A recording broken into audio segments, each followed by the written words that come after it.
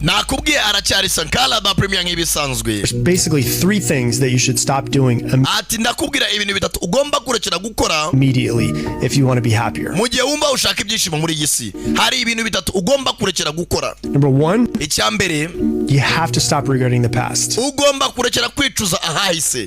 There's nothing you can do about it. kuko ahahise ntago wahahindura. nimba waraciye mu bibazo cyangwa se hari amakosa wakoze runaka, ntukayicuze ko n'ubundi kuyicuza ntacyo wabihinduraho. Forget the past. wikibagirwa ahahise. You can learn from it and get better from it so you hagufasha kwiga don't make the same mistakes. kugira ngo tuzongera gukora ayo makosa. But you got to stop regretting the past. ariko bibaye byiza warekera kwicuza ahahise.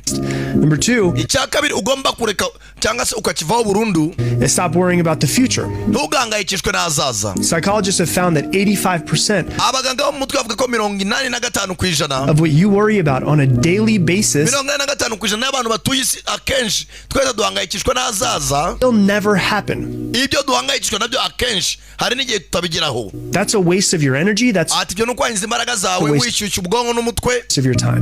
n'ukwangiza igihe. And then number 3, icya gatatu ari nacyo cya nyuma ugomba kurekera gukora, stop looking for your happiness in other people. ntugashakire ibyishimo byawe mu bantu.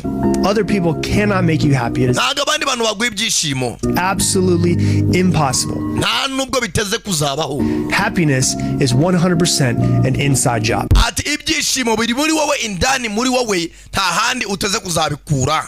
Happiness is 100% an inside job. ni akazi kari muri wowe indani. nakubwiraga aracyari sankara da premier nk'ibisanzwe.